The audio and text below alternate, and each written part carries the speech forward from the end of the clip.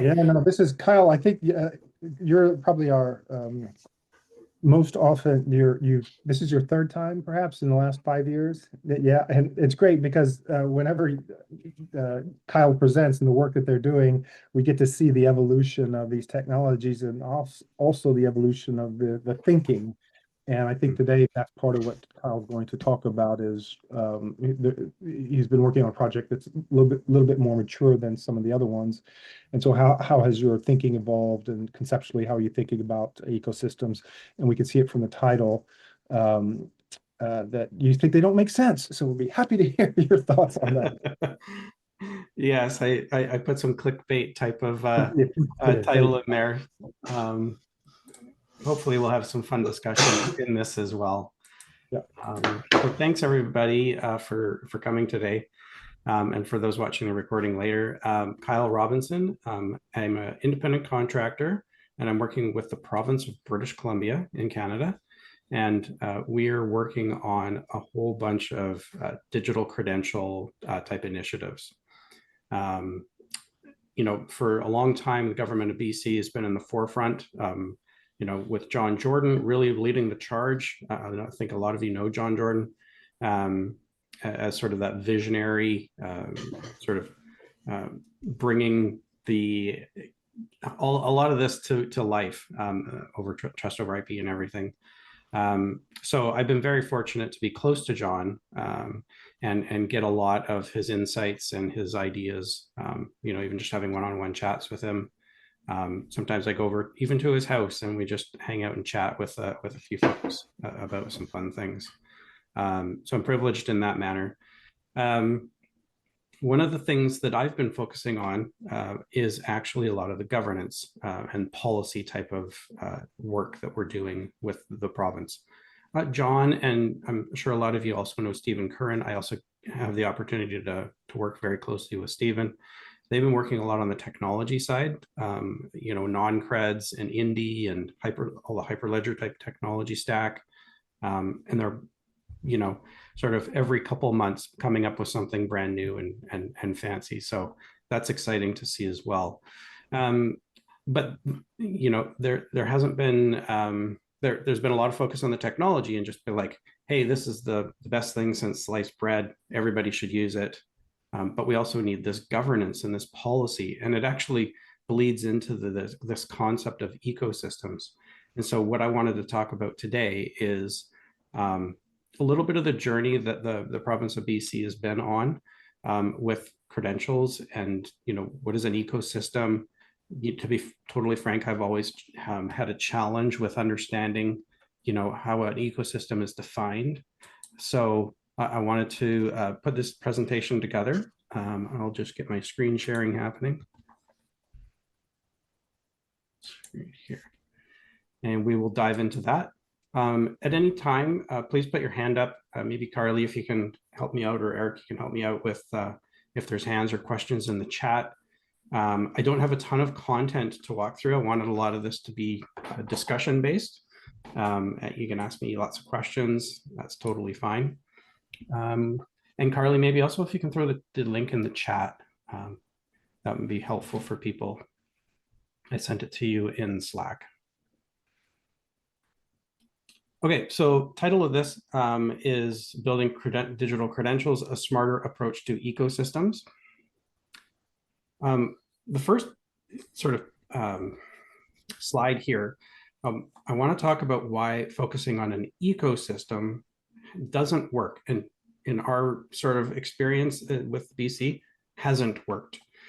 The two primary things, there are too many credentials in an ecosystem. Think of something like the health sector, right?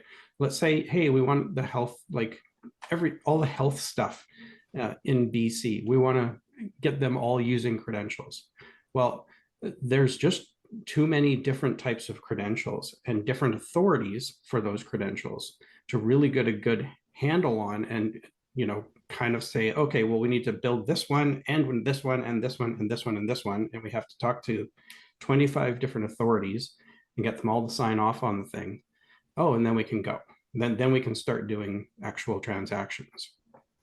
And so it's really hard to kind of look at an ecosystem or a sector of industry and try and convert people over to use digital credentials or digital trust technologies. Similar thing that we see would be in finance. Again, there's too many types of credentials. Massive undertaking, resource intensive, they're really hard to coordinate. The other thing that we've discovered along the way is that focusing on that a specific sector or a specific ecosystem that you might have in mind actually constrains opportunities. And so if you're looking at an ecosystem and you say, okay, we're going to build this, this, and this, and this, and this, and this is going to work together, there are things outside of that scope that you're looking at that it actually constrains, and you might miss some unexpected opportunities. These are things that, that you hear somebody at a conference and they're having a conversation, they overhear something, they're like, hey, that would be a really great credential for our use case, right? And I'll talk about use cases in a little bit, but and that's not something that you have in your mind in that scope, in that ecosystem. It's maybe adjacent, right? Or something like that. Maybe I'll just pause there. Is there questions or anything so far? Just in the chat, we were talking about, I had put up that smaller than an ecosystem, maybe we should be talking about microcosms, which are experimental, artificial, simplified ecosystems. Okay. And then the other thing I would think, I've as a biologist, you never build an ecosystem. It's just too big and too complicated. Exactly. Yeah. But you observe ecosystems. So I like to think that this working group is observing ecosystems, and functionally people are more likely building microcosms or parts of ecosystems. I like that, Carly. Yeah. Great. And I see a couple hands up. Let's go with Truman and Jim. Thanks. Yeah. So question was as if you avoid looking at the ecosystem and break it down, as we look at regulated environments like insurance, a lot of times what happens is you can design solutions that ultimately will not work in the environments in which they go. So how do you, and maybe we'll get there, it's just looking at the constraints or understanding of why the ecosystem is the way it is, and how that would play in that focus, or maintaining that understanding of the ecosystem, while understanding, I definitely understand looking at the foundation first. Okay, great. Yeah, we'll touch on that soon. Jim. Yeah, thanks. Actually, I really, from my perspective, can't underestimate the value of understanding ecosystems well. Okay. And the scope is huge for me, because while I've worked with, your case, it's British Columbia, I've worked with the state of Rhode Island on a digital identity system similar to what you guys had done earlier. Yeah. And that's a legal system, obviously, with certain scope and so on. But in a sense, as was, I guess, hinted earlier, ecosystems are of all different sizes and shapes. And there's legal levels of authority. There's, I'll call it just group membership, like this group kind of a thing. It's less formal and so on. And there's also different levels of what we call criticality or risk associated with that stuff for whatever the purpose of the ecosystem is. My challenge is that in the Web3 world, the DeFi community has been way too limited in their understanding of what you're trying to address. So they have come up with much more, I'll call it limited scopes and things like DAOs and all that kind of stuff. And the understanding the complexity and the variety of both the environments, the challenges, and then therefore the solutions that are appropriate is a good thing. And I think I like the idea of this group, Trust Over IP, and the working groups, and a lot of the things that you're focused on that you've evolved to, with things like concept of trust registries where they make sense. A lot of the other, I'll call it the concept that we now have to certify content data, not just transactions as well in the real world. So there's a growing, I'll call it, ability to understand this space far better than what I call DeFi and Web3 did, for sure. So thanks for that. Yeah, very good. Let's go to Eric. Yeah, I want to bring a use case that I think maybe stretches the boundaries of how you're thinking about ecosystems or industries, which Sure. is, I think when you're talking within, for instance, healthcare, if I'm a licensed medical doctor and I, am walking into a hospital and I want to perform a surgery, there's a level of diligence to check that credential that is obviously of great value to that hospital. And so the negotiation that they have about that is one piece. But then if I'm also, in that same capacity as an MD, publishing content on the internet that, I claim to have some authority, it becomes of interest to a much broader set of people that that credential is valid. And so, Yeah. I come to this representing the content provenance effort. Yeah. And I want to find a way to sort of generally say, okay, Eric Drury is a licensed medical doctor, and Jim Mason is a licensed building architect, or whatever it happens to be. And how do we bring those credentials that exist in other spaces out to the broader world in a way that has authority and legitimacy? And so I worry that by dodging the focus on ecosystems, that we lose the capacity to assign that credibility to people who have legitimate credentials to share. Excellent. I really like what you're saying. And I feel like you've read the next part of my presentation already. So let's go there. Yeah, go for it. Yeah. And I see there's certain other questions. I'll keep moving and we'll come back to those. So the recommendation that I have, rather than focusing on an ecosystem, is to actually start with specific credentials. If you focus on a few high impact credentials, fortunately for myself, working with the province of BC, we get to work with what I would call foundational credentials. So identity of a person, identity of a business, those are foundational credentials, which kind of start right at the core of everything. And then other credentials are built on top of those. So Eric mentioned something like a licensed doctor. Well, you need to know the person is a person first, and something about the person.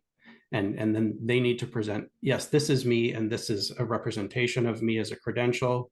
And then they can use that to go and get their doctor credential, right? And then those kind of things can go together quite well, right?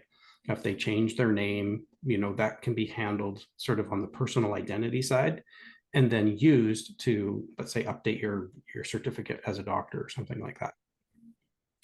And the other example I've got on here as well for CPA certifications, similar sort of concept.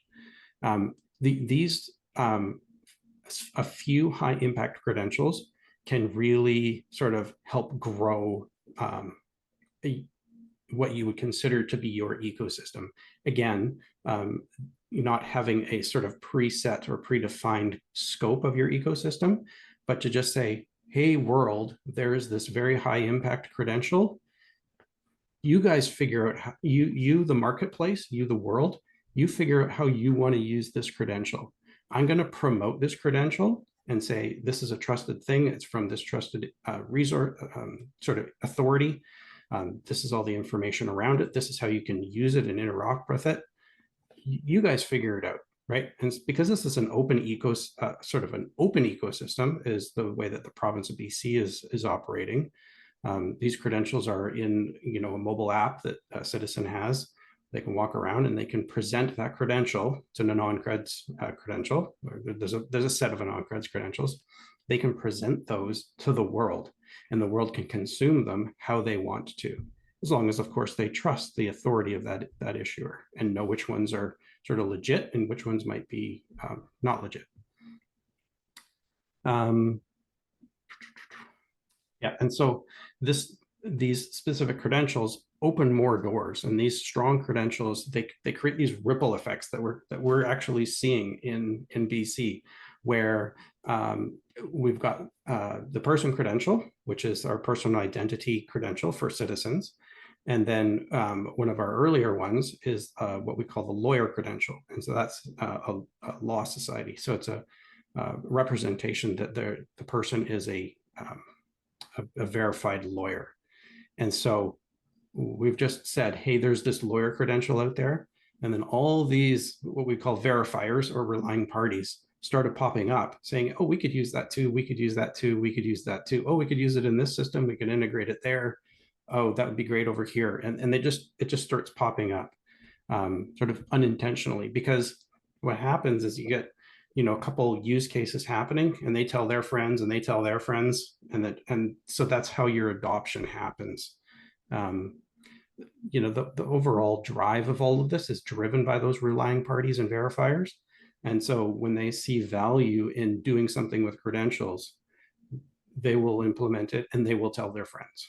And that's sort of how you can see that growth and that adoption happening.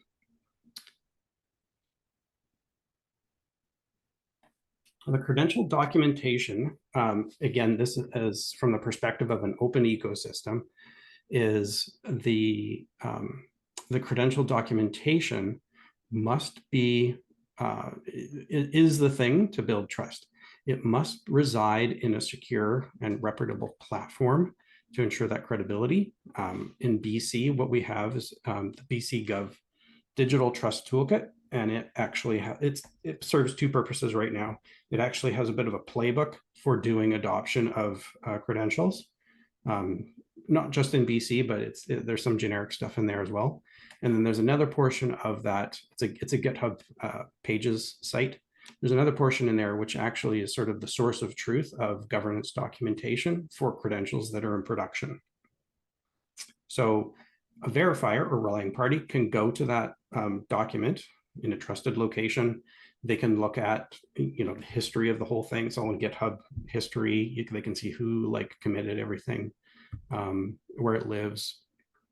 And then they can use the information in those to build, in the case of a non-creds, they can build proof requests or presentation requests to actually be able to consume the information and know that they're getting it from the trusted source with the right stamp.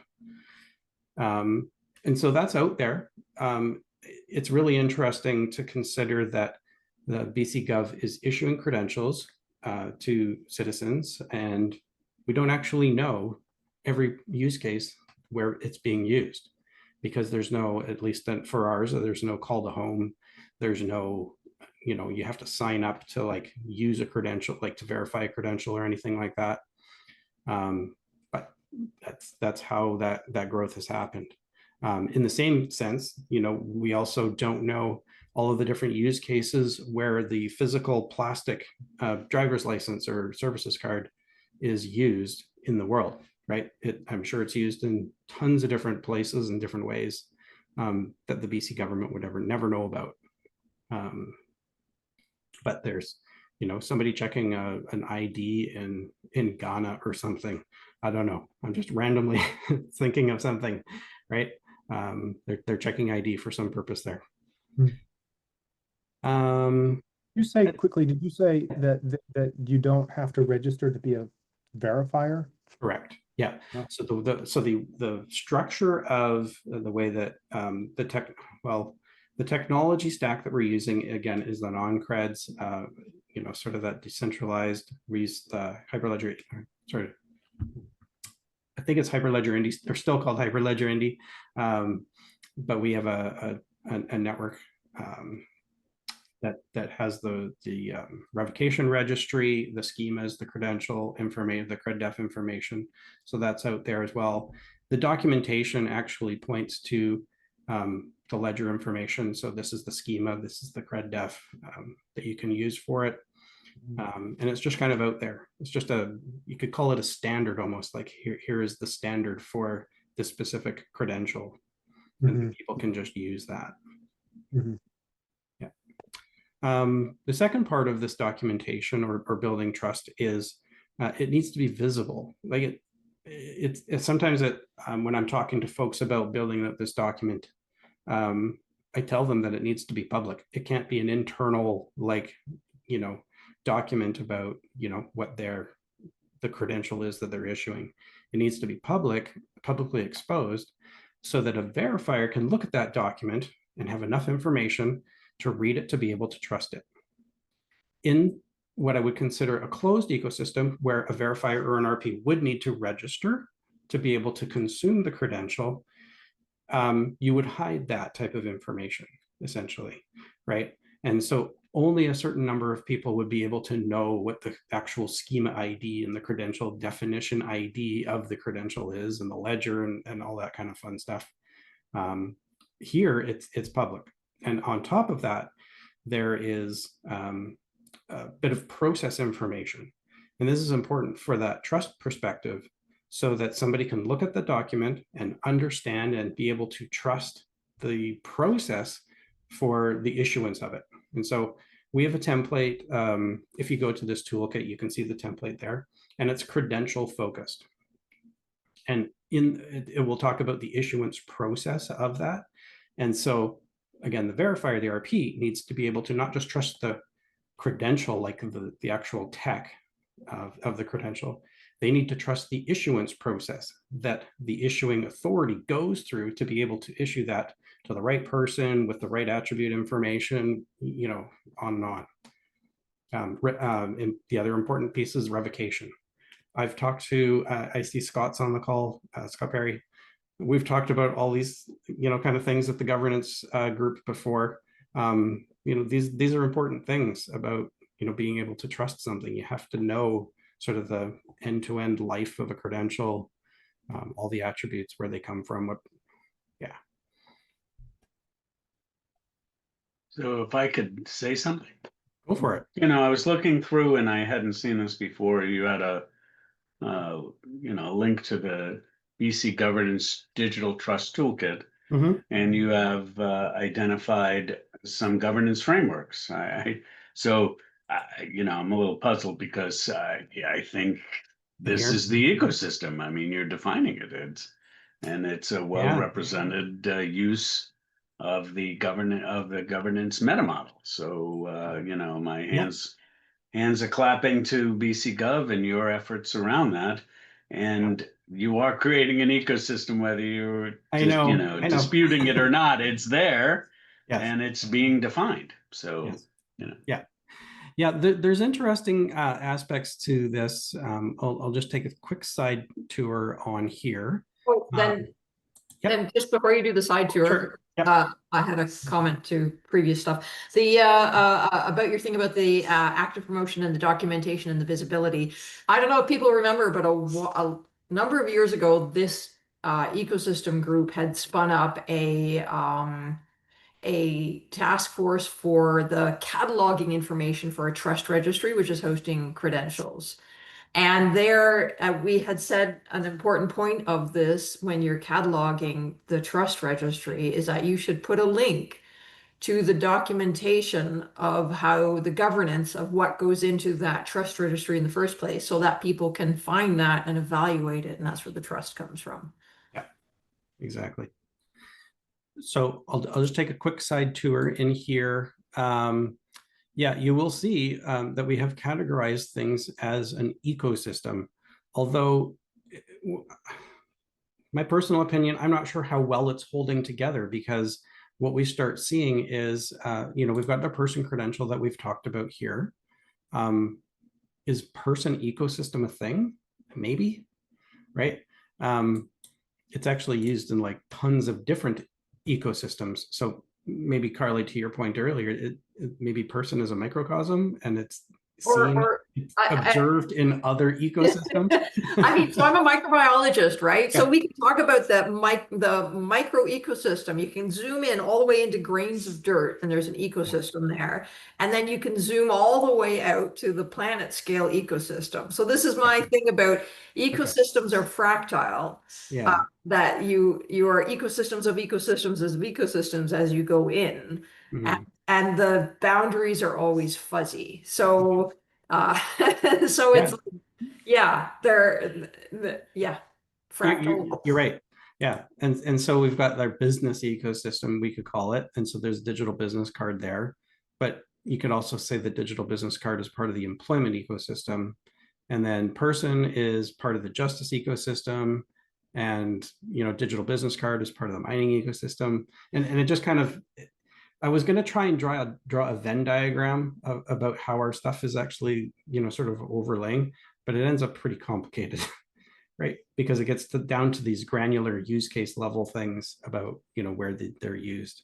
And again, all these credentials are really around the actual issuance and the credential itself, the credential focused type of documents. Great. Okay, so that is all of my slides. We've already had some good discussion. Again, what I would recommend is to start with trusted credentials, those a few high impact credentials, document them well, promote them, and essentially let the growth happen naturally. Ecosystems to emerge. Well, I mean, Kyle, your perspective reflects a lot of the learnings that we've had in this working group, which is the application of the technology falls apart if there's no use case. And building a use case for an ecosystem is much more complicated than building a use case for a single credential. Yes. And if you can build that use case for that credential and get adoption, and then the ecosystem emerges, it's because these ecosystems are exchanging something of value. And so what's what is incentivizing that exchange, and what's the business model and all that kind of stuff. So yeah, business, you can project into the future, this ecosystem will attract enough value that it will be a good business case, but you don't start there, right? Yeah, exactly. So that's my presentation. I think there was a bunch of stuff in the chat. So Eric and Carly, is there anything that I should address in the chat? Yeah, there's a couple. Let's see here. Going a little bit further up top. I saw that, let's see. Eric Scouten talked about he's interested in legit versus non-legit distinction. So how does BC establish that initial basis of trust, and how does that scale beyond BC? That's a question. Okay, let's talk about that one. So the legit versus non-legit, I think that was a phrase that I threw in there about how a verifier or a relying party can know if a credential is legitimate or not. The technology that we're using is a non-creds, and it can be held in any various number of agents or wallets and presented. So if I really wanted to, I could spin up an issuer on my local workstation, and I could issue a person credential to my wallet, to my mobile device, the app on my phone. And I can try and interrupt with a relying party. Now, that relying party might just say, oh, well, if it's a schema of shape person, then that's fine. Okay. Well, that's not good enough to actually know that it's been issued by the appropriate authority, right? Like, that's like a self-issued type of a scenario. But what they probably should be doing, again, depends on the use case, they should be looking for the legitimate issuer with the right sort of cryptographic stamp on it. I'll sort of generically say. They will find that information in the documentation. So if we take a look at the person credential documentation here, in the overview section, what we've done is we've added in the production information on the ledger. There's the issuer did right here. There's the person schema ID. There's the credential definition ID right there. And what we're saying in this document is we're using the Candy ledger. Here's the link to this guy. It opens up Candy Scan, which is the ledger, the production ledger, which kind of takes you down a different path to be like, oh, well, what's this Candy ledger thing? Do I trust that? Right? And we can have a conversation about that as well. I would recommend sort of documenting that in here. I can't remember. This is not the one. I didn't do this document, but I believe somewhere in here it talks about the trust of Candy itself and how BC Gov is using Candy. Actually, goes here. It goes to this one. This is a sort of an overall link to how BC Gov is using Candy. This is the Candy Network Governance Framework, which I'm sure some of you have seen. Right at the top, trust over IP governance meta model. And so sort of working back a little bit back to the person credential. So this is where the sort of legit information that a relying party or verifier would need to see to build an appropriate proof request to be like, okay, I'm actually, checking that this is really from British Columbia. And, all the other issuing authorities would need to have all of their timestamps as well, which takes you into a conversation about trust registries. Is there one convenient place to look up all of the issuers of this schema, right? What does that look like, right? What are all of the states and all of the provinces so that I can have a use case where I check ID in North America, check personal ID to see if somebody's, of age to serve a drink or something like that, right? That's where that starts going. I hope that answered your question, Eric. Yeah, it answers the first part of it, and then I think the next one is sort of what First Person or IRA or similar are attempting to address is how does it scale beyond BC? So you've made a set of technical decisions that are uniform across the BC credential ecosystem. Yes. But then say Alberta or Rhode Island or whoever decides to do its credentialing, they may not make the same technical choices that you've made. Agreed. Yeah. And there's how do I know as a verifier in Utah what constitutes a valid ID coming from these other jurisdictions? It's a really great question. And I don't think it's any different than what we are dealing with in a non-digital credential world. So if you look in Utah, whatever regulations they've got for checking ID, they'll have it written down somewhere to say, these are all the types of government issued ID or something like that, right? They might have a generic phrase like government issued ID.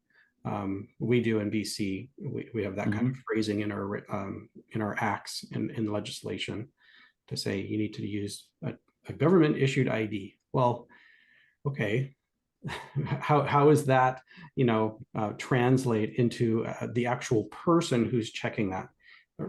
Currently it's done by training the person to say, hey, look for these kinds of things, but it's definitely fraught with fraud or misuse or various different problems, right? So and I think that's where some things like trust registries and maybe some cross credential interoperability might happen. So we've got like person credential, but in state of California, they got MDLs. Well, could you have a use case that checks the person credential of BC or a MDL from California, right? And so what does that sort of interoperability look like, right? Well, you need wallets that can or agents that can support both credentials and have a somewhat decent user experience for the user of either of those to present for that use case. So we're not there yet, but that's what that starts looking like, right? And I don't want to sort of jump on and be like, oh, MDLs are terrible. It's like, all this kind of things. I truly believe that different credential types are geared towards different sets of use cases, right? And that's kind of where they have come from. There isn't one credential to rule them all. There isn't one ledger. There isn't one trust registry to rule them all. We're going to have, lots of different ones. Yeah. Well, following on that, there's a question from Sankarshan about the MDL.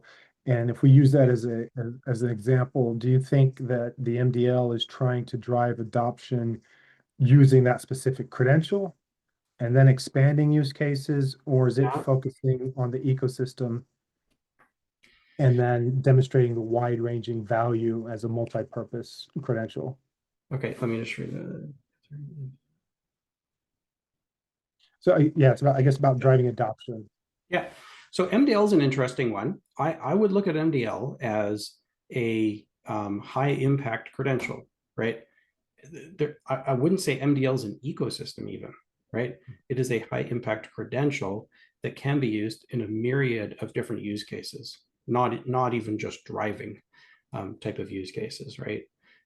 Which is sort of the traditional thought. But, you know, MDL is honestly a good example of, you know, what I'm talking about with that focus on credentials, not on building a whole ecosystem out. Now, there's lots of questions around, okay, well, where's the list of all of the MDL issuers, right? And, you know, and how do you look at the governance or the auditability of the issuance process of an MDL from all the different authorities?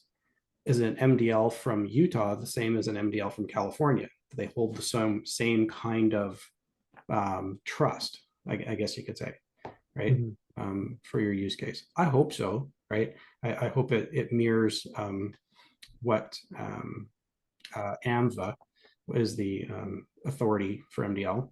I hope they're applying the same sort of principles that they're doing with current plastic driver's licenses. But yeah. Okay. Does that answer your questions then, Karshan?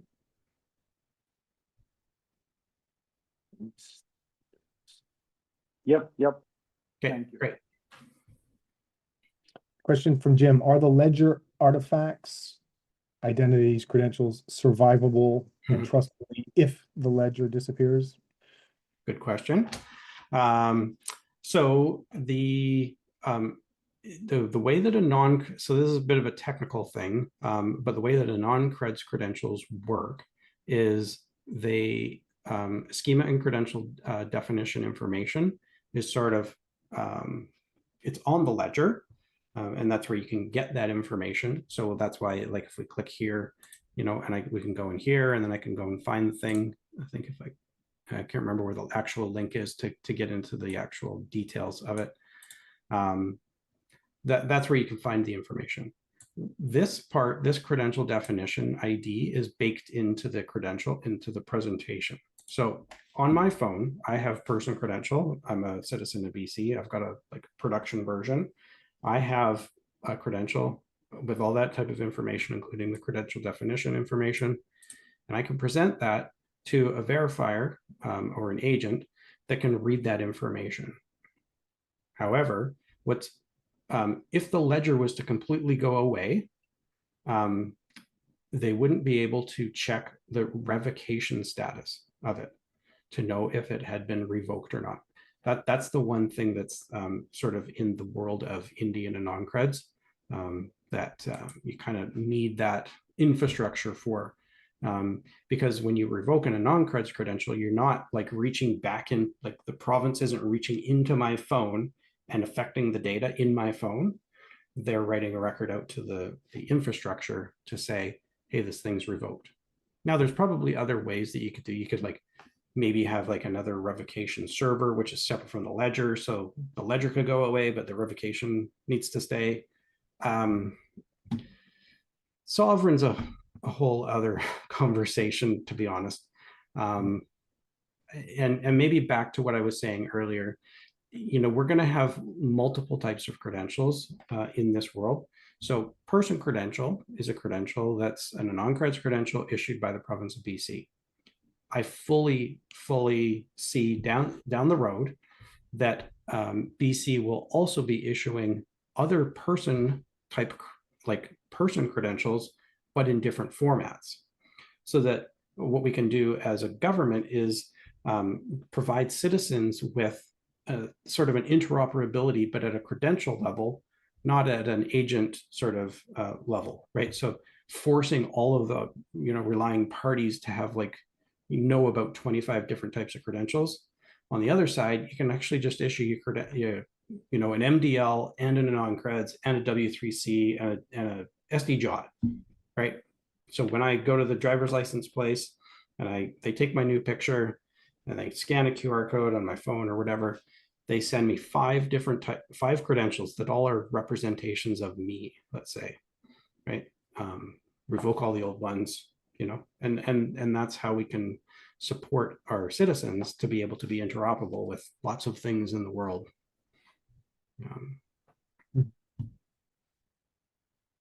So Kyle, maybe a question, because the work that you guys are doing is let's call it 5 years, I don't know exactly, but mature? And how does it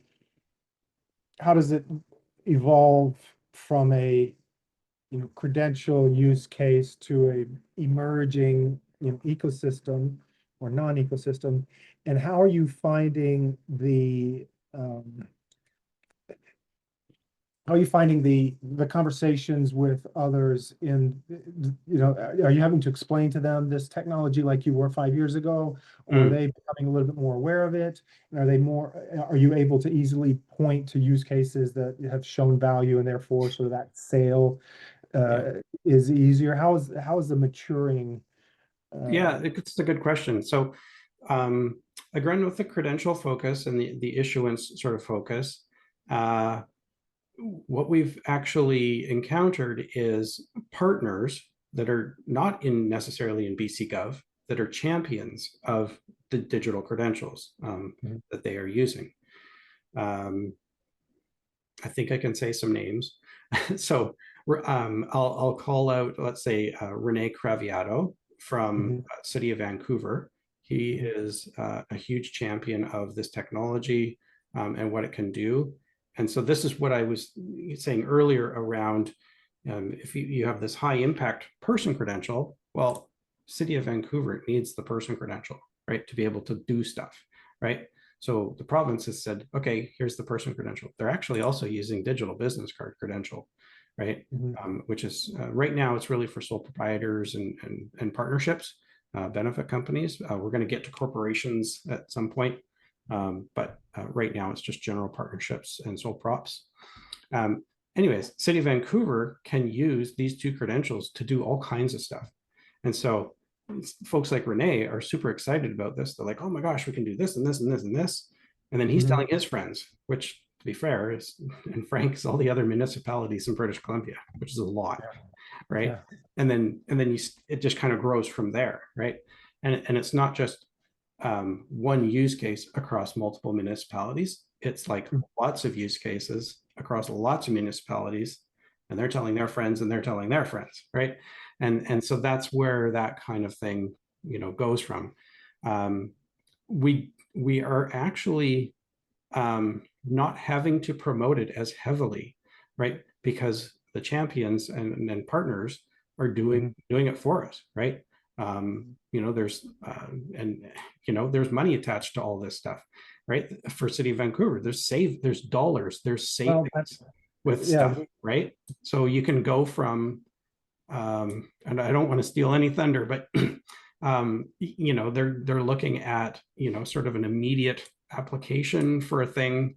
Present your credentials. Nothing needs to be reviewed because the technology is already trusting the stuff that the province is producing, so they don't have to have somebody manually review a form that was filled out, or whatever like that. And so it just kind of passes through. So it saves them a ton of administrative time. Reviewing application forms, for example. So that you mentioned it, and that's a follow-up question. And sorry, I'm jumping in here. Because a lot of times the business model is also the thing that we'll figure that out. We've got enough investment or financing to get some of these early initiatives off the ground, and then we'll let the market figure out what the business model is, and so is it becoming that if they're government issued credentials, that's sort of a line item in the budget, it's government infrastructure, and then use cases that emerge on using those credentials, they'll figure out their own business models? Or how's the business model sort of evolving? Oh man, I'm not able to answer that very well. The best I can say is that from a government's perspective, we have a line item to produce, identity credentials for citizens and businesses to operate in the marketplace, right? And to connect back to government. And so that's just a mandate that BC Gov does, right? We've been doing it for a long time with plastic cards, right? This is a different technology, which will help prevent fraud, protect citizens to a certain degree, that kind of thing. And then, of course, Okay. enable the marketplace and, the market that happens in BC. Right. Yeah. And but you mentioned that there are savings, economies, Yeah. efficiency being demonstrated. Definitely. So Definitely. Yeah. Yeah. Yeah. Having the ability to trust saves a lot of administrative paperwork, right? The way there's a lot of stuff out there right now in government municipality type stuff where there's hundreds, thousands of people that are reviewing filled out forms of data and verifying it and that its accuracy. They follow policies and procedures and they have things that they check and whatever. That's a lot of administrative time, right? Yeah. Okay, so I've co-opted a few questions. That's okay. That's okay. It's a good discussion. Yeah. Anything else in the chat? Maybe Carly, if you've been scanning. Oh wait, Eric just put in a great big one.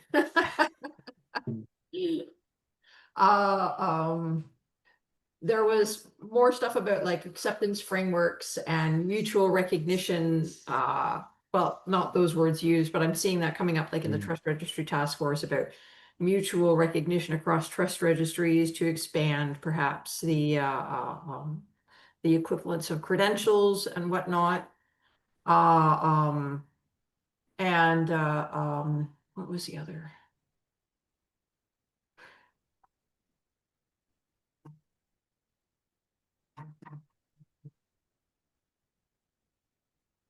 Is it, sorry. Yeah, and then provenance, acceptance, and governance, etc.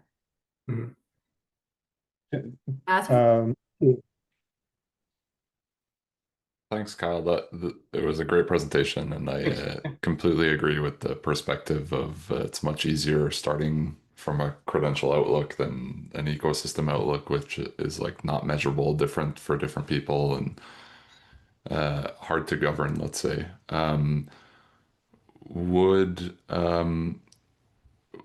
you see that if the trust is really coming back to the issuer's process and how they're governing the due diligence they have to undergo or the regulation or legislation they have to follow to issue a credential, we're saying that we have a nice piece of documentation, a nice template here that could be documented in there. Do you see the role of government of like, not necessarily like, because like a provincial government's not going to be the authority for anything, but could you see the government kind of enforcing that specific adherence to governance documentation needs to be followed in order to have credentials kind of flow within the provincial ecosystem, if I could use that? Like where does the governance oversight go beyond kind of just your specific credentials to maybe you want to make sure that others in the ecosystem are following specific frameworks, if that makes sense? That's a good question. And it's the phrase that you used right at the end, others in the ecosystem. Well, which ecosystem are we talking about, right? It's honestly, all of this stuff isn't too much different than what we see in the world today. There are standards bodies out there, and there are organizations that follow standards, right? They're audited, in various ways to make sure that they're doing stuff in the right way. Those organizations, let's say it's a private business that's issuing a credential of some kind, they have the responsibility to publish the credential information, right? So that's technically interoperable. People can know what the trusted stamp is on it.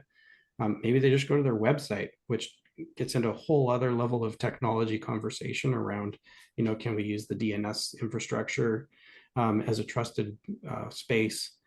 You can even look at the sort of what's the phrase, sort of the standards bodies, and they would maybe have trust registries published on their websites or in some type of technology to say, hey, this standards body here, these are all of the organizations that we have audited and are following. And here is their DID or their, credential information or a link to their documentation. That's sort of that trust registry. I see that being driven from standards bodies. The role of government, though, the provincial government, is just whatever government does, right? And so, again, back to the foundational credentials, that's an important piece that a lot of standards bodies rely on, right? So standards bodies will say, hey, you need to have a government issued ID, right? To be able to like create an account or something. Okay, well, maybe they're a bit more specific, those standards bodies. And they can drive into the different places. But government only needs to play the role that government does. Doesn't need to be sort of the oversight of all of the standards bodies and all of the use cases and processes that happen business to business or citizen to business, customer to business, even, and sort of overseeing the whole thing, which is the way that the world is today, right? There's the provincial government doesn't get involved when I go and sign up for a gym membership or something, right? Although I think agreed. Although in this new model with the government's owning the software that's able to store credentials, it changes the game a bit. Yes, I mean, in BC, do you mean the BC Wallet app? Or to that matter, any government wallet. Like a government now, like building and supplying software to citizens. And I think that's a thing to help adoption. Honestly, I don't see that necessarily being still the case 10 years from now. There's going to be built-in wallets into the OS of there already is Google Wallet, Apple Wallet, those kinds of things, right? What's going to be the role of the device and the manufacturers, the OS manufacturers, in this space. Thank you. Harley's got a hand up. Yeah. The other role of government, of course, is the whole enforcement mechanism. So if company A issues credential X and then they break contract, your recourse is back through the legal system of what our governments supply and write the laws for, et cetera. Yeah. So there's the whole compliance part there. I think we should call it time because it's been a great discussion and we've hit the hour mark, and there were some questions we didn't get answered, but Kyle is very accessible. So I'm sure you'll find him if you have specific questions. You want to reach out to him on Slack. And thank you everybody for showing up. It's been great to have so many attendees. And thank you, Kyle. Thank you.